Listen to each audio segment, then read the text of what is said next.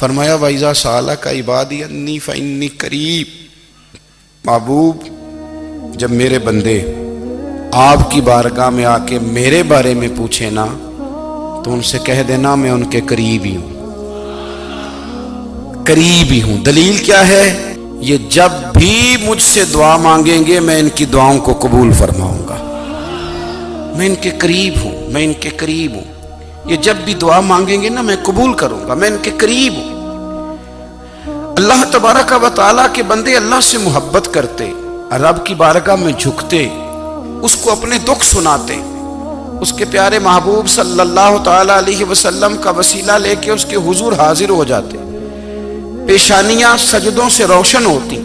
ہم نا ہر چیز کے لیے وقت نکالتے ہیں، ہر چیز کے لیے، لیکن عبادت کے لیے وقت نہیں نکالتے۔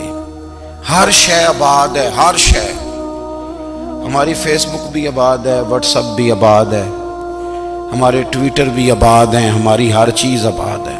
سب سے کم آباد ہمارا مصلی رہ گیا ہے، سب سے کم۔ وہ لوگ اب ڈھونڈنے سے ملتے ہیں جن کی بغل میں مصلی ہوتا تھا۔ میرے بھائی، آپ کتنا کو دنیا کے پیچھے بھاگو گے تھکا دے گی، کتنا دولت کے پیچھے بھاگو گے تھکا دے گی۔ آپ جب اپنی زندگی میں جمع تفریق کرو گے نا تو مرتے وقت احساس ہوگا کہ سارا کچھ تو لوگوں کے لیے کیا، اپنے لیے تو کر ہی کچھ نہیں سکے۔ اور ہم عبادت کے معاملے میں بہانے بازی بھی کرتے ہیں۔ ہم کہتے ہیں اوہو رزق کمانا بھی تو عبادت ہی ہے نا، تو میں حلال روزی کے لیے جا رہا ہوں، یہ بھی تو عبادت ہے نا۔ میری طرح کے لوگ کہہ دیتے ہیں کہ میں سویرے اٹھ کے مدرسے میں کچھ اسباق دیکھتا ہوں تو یہ بھی تو عبادت ہے، میں بیان کرنے کے لیے مطالعہ کرتا ہوں تو یہ بھی تو عبادت ہے نا، اتنے لمبے سفر کر کے ملک میں دنیا میں گھومتا ہوں تو یہ بھی تو میں عبادت ہی کر رہا ہوں۔ اب اسپیشل نفلوں کے لیے وقت کس طرح نکلے، اسپیشل کر کے تسبیح میں کیسے چلاؤں، میں سارا کچھ ہم بہانے بنا لیتے ہیں نا۔ میرا سوال یہ ہے کہ یہ ساری باتیں صحابہ کو، نبی کریم کو، دیگر لوگوں کو بھی تو پتہ تھی نا، لیکن آپ غور تو کریں، 23 سال حضور کو وقت ملا، مختصر وقت ظاہراً تبلیغ کرنے کے لیے، پوری دنیا میں دین بھی پھیلانا ہے۔ گھر میں 11 ازواج ہے، 4 بیٹیاں ہیں، ان کی اولادیں، سارے کام کاج بھی دیکھنے، لیکن سیدہ طیبہ طاہرہ حضرت عائشہ صدیقہ رضی اللہ تعالیٰ عنہ فرماتی ہیں سارا دن تبلیغ کرتے، ہر غلام کے دکھ سنتے، گھر میں آتے تو اپنے گھر والوں کا خیال کرتے، کام میں ہمارا ہاتھ بٹاتے۔ قربان جاؤں، کہتی ہیں زمانہ سارا سو جاتا لیکن آمنہ کے لال مصلی بچھا لیتے۔ دنیا سو گئی، ساری سب سو گئے، جو خدام تھے، وہ جو غلام تھے، وہ سو گئے۔ صحیح مسلم میں لفظ ملیں گے، سیدہ پاک فرماتی ہیں او میرے نبی کے غلاموں، میں نے یہ رنگ بھی دیکھا ہے کہ حضور نے اتنا کھڑے رہے، اتنا قیام کیا، اتنا قیام کیا کہ مقدس پیروں میں ورم آ گئے، سوج گئے پیر، اتنے بڑے۔ دل پہ ہاتھ رکھ کے نہیں بتا سکتا کہ میرے کبھی نماز میں پیر سوج گئے، کوئی نہیں بتا سکتا۔ بچوں کی روٹی کماتے تھک گئے بات الگ ہے، ہم سیر کرنے گئے تو تھک گئے بات الگ ہے، لیکن عبادت میں یہ بھی تو مسلم شریف ہے نا، یہ بھی تو دین ہے نا، یہ بھی تو حضور کی سنت ہے، یہ بھی تو وہ چیز ہے جو کریم کی آنکھوں کی ٹھنڈک ہے۔ سیدہ فرماتی ہیں پیروں میں ورم آ گئے، اور ساری رات ہی حضور نے نماز پڑھی اور ایک ہی آیت بار بار دہرائی۔ مسجد نبوی میں بلال حبشی نے فجر کی اذان دے دی اور حضور ابھی مصلی پہ تھے، کریم فارغ ہوئے، میں نے عرض کی یا رسول اللہ صلی اللہ علیہ وسلم، آپ کے تو صدقے اللہ اگلے پچھلوں کے گناہ معاف کرے گا، تو آپ اتنی آہوزاری کیوں فرماتے ہیں؟ آپ تو شفیع ہیں، آپ تو انبیاء کے امام ہیں۔ تو حضور نے فرمایا عائشہ تم نے گنوایا ہے نا میرے اللہ کی مجھ پر کتنی رحمت ہے، افلا اکون عبدا شکورا، فرمایا اگر اس نے اتنی نعمتیں دی ہیں تو کیا میں اس کا شکر گزار بندہ نہ بنوں، میں شکر گزار بندہ نہ بنوں اس کا؟ پھر اگر اتنی نعمتیں اس نے دی ہیں، مجھے اتنا نوازا ہے، تو پھر میں اس کے سامنے سجدے نہ کروں؟ او میرے بھائی، بڑے قابل فخر لوگ ہیں ہم کہ ہم نبی پاک کے غلام ہیں، ہم قابل فخر ہیں کہ نبی کریم کے غلام ہیں، کیا کبھی اس غلامی کے شکرانے میں بھی 2 نفل پڑھے کہ یا اللہ تیرا شکر ہے تو نے ہمیں حضور کا غلام بنایا ہے؟ یاد رکھیں کہ اپنی روحانی زندگی کو آباد کریں، استغفار پڑھیں، تسبیحات کریں۔ حضرت عبداللہ ابن عمر رضی اللہ تعالیٰ عنہ حضرت عمر کے صاحبزادے، مکہ مکرمہ میں ان کی قبر ہے۔ میں نے جب انہیں پڑھا تو مجھے ان سے بڑا پیار ہو گیا، لیکن آپ کو پتہ ہے وہاں جا کے کسی شخص کا مزار تلاش کرنا یا پوچھنا ایک مشکل کام ہوتا ہے۔ تو ایک دفعہ میں مکہ شریف میں حاضر تھا تو ایک گاڑی والا ڈرائیور مجھے کہنے لگا کہ مولانا میں آپ کو جانتا ہوں، مجھے آپ سے محبت ہے، ایک بات بتاؤں آپ کو؟ میں نے کہا بتاؤ۔ کہنے لگے حضرت عبداللہ ابن عمر کی قبر دیکھنی ہے۔ میں نے کہا یہ تو نہیں کہہ رہا، یہ کسی نے بندوبست کرایا ہے، یہ اللہ نے تیرے دل میں بات ڈالی ہے، یہ ہو گیا تو لے چل مجھے۔ حضرت عبداللہ ابن عمر کو نبی پاک نے فرمایا تھا راجل صالح، یہ نیک بندہ ہے، یہ متقی آدمی۔ حضرت عبداللہ ابن عمر رضی اللہ تعالیٰ عنہ سیدنا فاروق اعظم رضی اللہ تعالیٰ عنہ کے صاحبزادے ہیں، اور ان کی ہمشیرہ سیدہ حفصہ رضی اللہ تعالیٰ عنہ حضور کی زوجہ محترمہ ہے۔ ایک دن اپنی ہمشیرہ سے کہنے لگے کہ نبی کریم صلی اللہ تعالیٰ علیہ وسلم گھر میں آئے نا، اور اگر حضور غم امت میں پریشان نہ ہوں، طبیعت کو حشاش بشاش دیکھو تو ذرا پوچھنا تو صحیح حضور کا میرے بارے میں کیا خیال ہے، پوچھنا تو صحیح کہ کریم کی بارگاہ میں میرا کیا مقام ہے، میرے بارے میں حضور کیا فرماتے ہیں۔ اب بہن کو کام بتائے اور بتائے بھی بھائی، اور پھر بہن وہ کام نہ کرے، یہ تاریخ میں ہوتا نہیں۔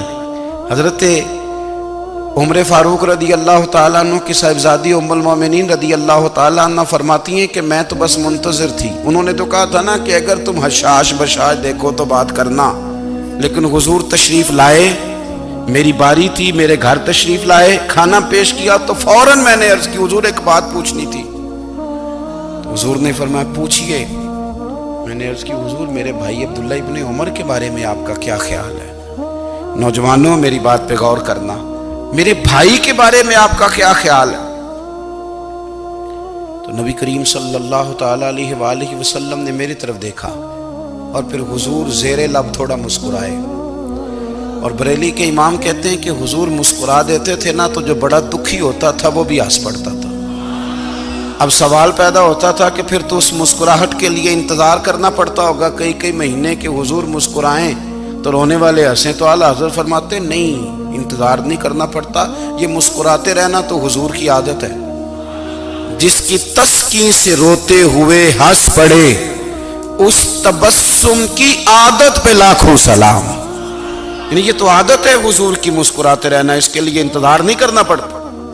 بھائیو آپ خیال رکھیں گے، غور کریں گے، حضرت عبداللہ ابن عمر رضی اللہ تعالیٰ عنہ کے بارے میں پوچھا تو سیدہ فرماتی ہیں کہ نبی کریم صلی اللہ تعالیٰ علیہ وسلم نہ زیر لب مسکرائے اور فرمایا حفصہ تیرا بھائی ہے تو اچھا،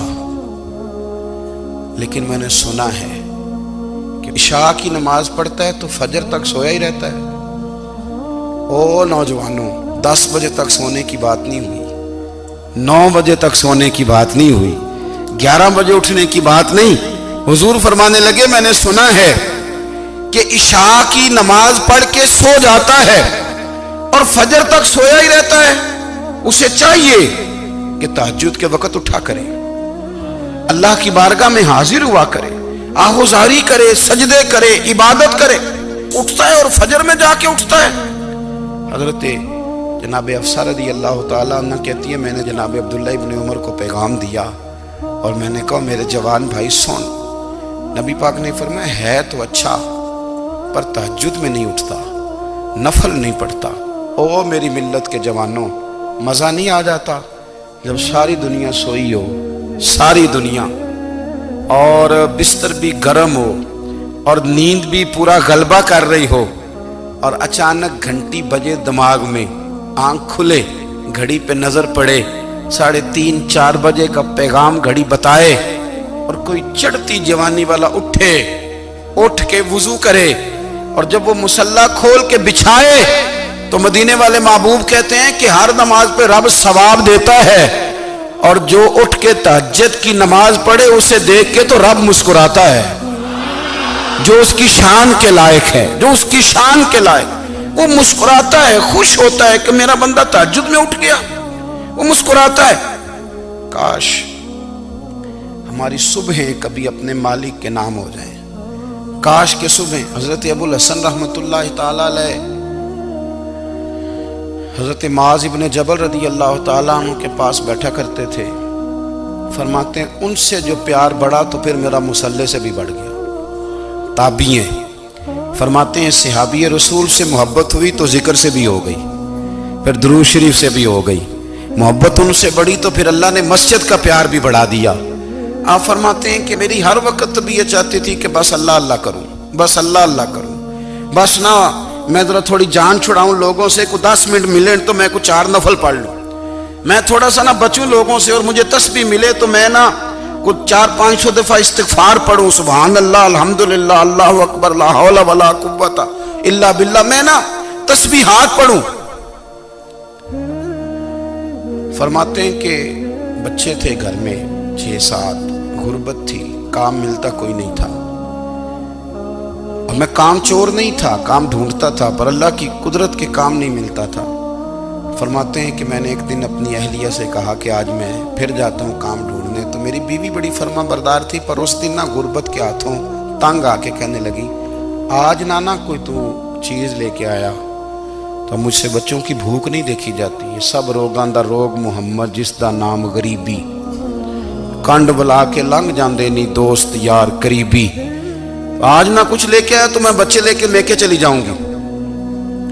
شیخ فرماتے ہیں کہ میں بڑا پریشان گھر سے نکلا، پر میں نے صبح سے لے کے زور تک کام ڈھونڈا، کام ملا کوئی نہیں، تو میرے دل میں خیال آیا چلو کام نہیں ملتا تو اللہ اللہ تو کرے نا، چلو بندوں کی مزدوری نہیں ملتی تو رب کریم کی عبادت ہی کرتے ہیں۔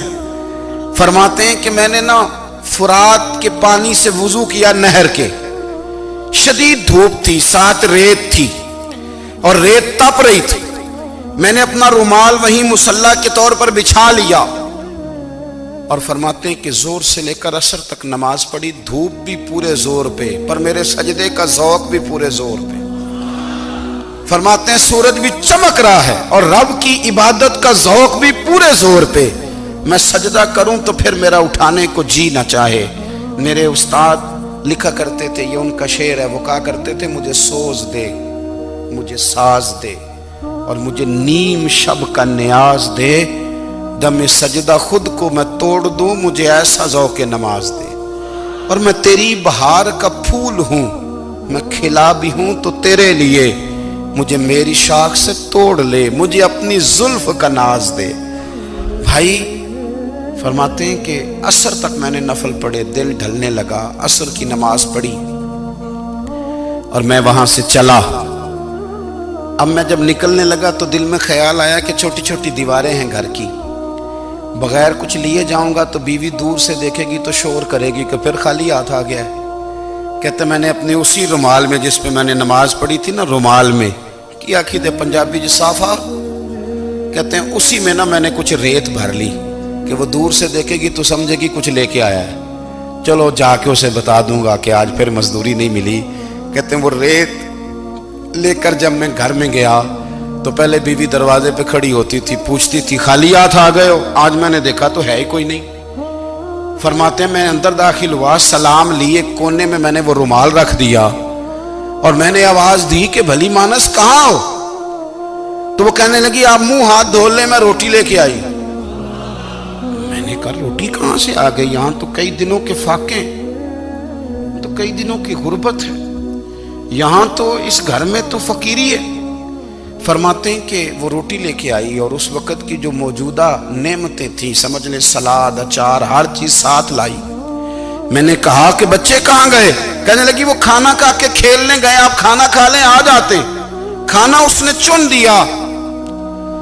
میں نے حیرت انگیز لہجے میں ساری نعمتیں اپنے دسترخوان پہ دیکھ کر کے بیوی سے پوچھا یہ کہاں سے آیا کھانا؟ بچوں کو تو نے کہاں سے کھانا کھلایا؟ یہ سارا کچھ کیسا ہے؟ کہنے لگی پتہ نہیں آج آپ کس کریم کی مزدوری کرنے چلے گئے تھے۔ پتہ نہیں کس کریم کی میرے گھر میں تو اتنی نعمتیں آئی ہیں کہ مجھ سے سنبھالی نہیں جا رہی، اتنا اناج ہے، اتنا گندم ہے، کس کریم کے دروازے آج چلے گئے تھے؟ یہ کہتے کہتے وہ اٹھی اور اٹھ کر کے کہنے لگی پہلے ہی بڑا کچھ آیا تھا، اب کیا لے آئے ہو؟ اور جا کر کے نا اس نے وہ ریت والا رومال کھولا، کہنے لگے میں تو لے کے آیا تھا ریت، تو میرے رب نے اسے بھی سونے اور ہیرے بنا دیا تھا۔